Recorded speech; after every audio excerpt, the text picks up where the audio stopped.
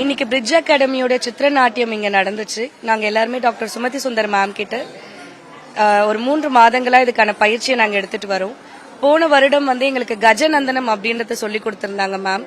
யானையுடைய வடிவத்தை நாங்க கால்களால வரைஞ்சோம். இந்த வருஷம் இன்னைக்கு மயூர நந்தனம் 3 மாதங்களா பயிற்சி எடுத்து இன்னைக்கு ரொம்ப நல்லா பண்ணியிருந்தோம். மேமுடைய 35 வருட ரிசர்ச் இதுக்கு பின்னாடி இருக்கு. இதுல எங்களுக்கு வாய்ப்பு கொடுத்ததுக்கு மேம்க்கு ரொம்ப தேங்க்யூ சொல்லிக்கிறோம். பொதுவா மயில் தொகை விரிச்சாலே மழை வரும்னு அறிகுறி சொல்லுவாங்க. இன்னைக்கு 280 மாணவர்கள் மயில் தொகை விரித்து ஆடின அழகுக்கு மயில் கொட்டி தீர்த்த அந்த மயில் உருவத்தை ரொம்ப அழகா அந்த மழை துளியே எங்களுக்கு அந்த உருவத்தை அழகா நாங்க காலால பதிச்சது மழை துளியை ரொம்ப அழகா காட்டியிருந்தது, ஹைலைட் பண்ணி காட்டியிருந்தது அந்த உருவத்தை. இது எல்லாமே எங்க சுமதி மேம்க்கும் பிரிட்ஜ் அகாடமிக்கு எங்களோட ரொம்ப ரொம்ப நன்றியை தெரிவிச்சு கொள்கிறோம். தேங்க்யூ. இது 3 மாச காலங்களா எங்களுக்கு இதுக்கு பிராக்டிஸ் கொடுத்திருக்காங்க. போன வருடத்துல இருந்து சித்திரநாட்டியம்னு ஆரம்பிச்சு கஜநந்தனம் சொல்லிட்டு அது யானை உருவத்தை வரைஞ்சோம். இந்த வருடம் எங்களுக்கு மயில் உருவம் 3 மாதங்களாக இதை பிராக்டிஸ் கொடுத்து நாங்க செஞ்சுக்கிட்டு இருக்கோம். எங்களுக்கு எனக்கு ஆனந்த கண்ணீரே வந்துருச்சு அந்த சமயம்.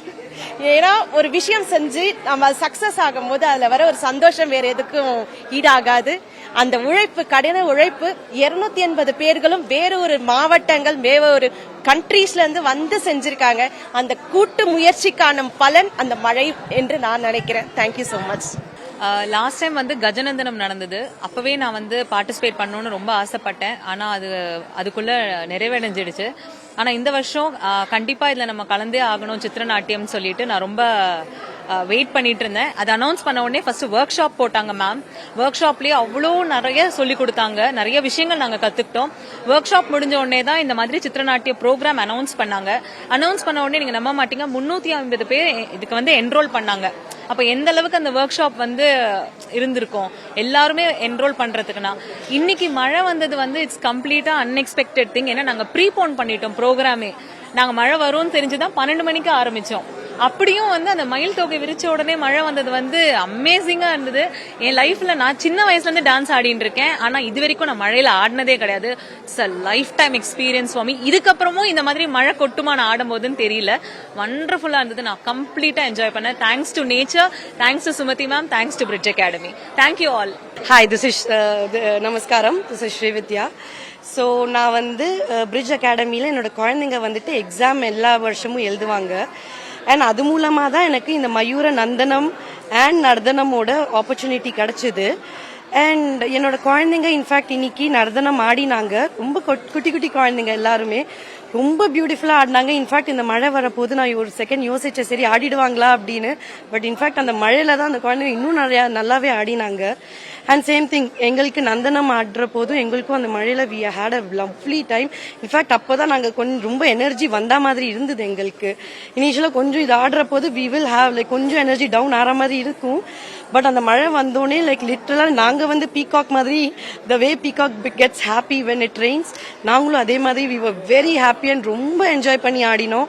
அண்ட் ஹோப்ஃபுல்லி நெக்ஸ்ட் இயர் இந்த சித்திரநாட்டியம்ல நாங்க எல்லாருமே பார்ட்டிசிபேட் பண்ணணும்.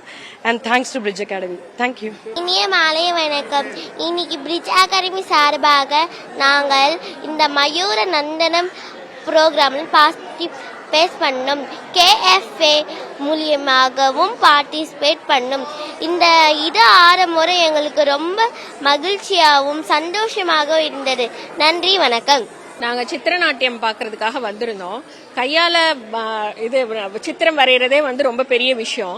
ஆனா நாட்டியத்துல கால்ல பண்றாங்க, ஒரு ஓவியம் வரைகிறாங்க அப்படிங்கறது ரொம்ப ஒரு அதிசயமான நிகழ்வா இருக்கும். அப்படிங்கறத பாக்குறதுக்காக தான் வந்தோம். நாங்க வந்தப்போ ஒரு 2 மணி போல ப்ரோக்ராம் ஸ்டார்ட் ஆச்சு. எல்லாம் வெயில்ல ஆடிட்டு இருந்தாங்க. சின்ன சின்ன பசங்கள்லாம், நிறைய பசங்கள்லாம் அந்த மயில் நடனம் ஆட வெயிட் பண்ணிட்டு இருந்தாங்க. இப்போ நான் நினைச்சேன், ஐயோ இவ்வளவு வெயில் அடிக்குதே, பசங்க கஷ்டப்பட்டு ஆடிட்டு இருக்காங்களேன்னு.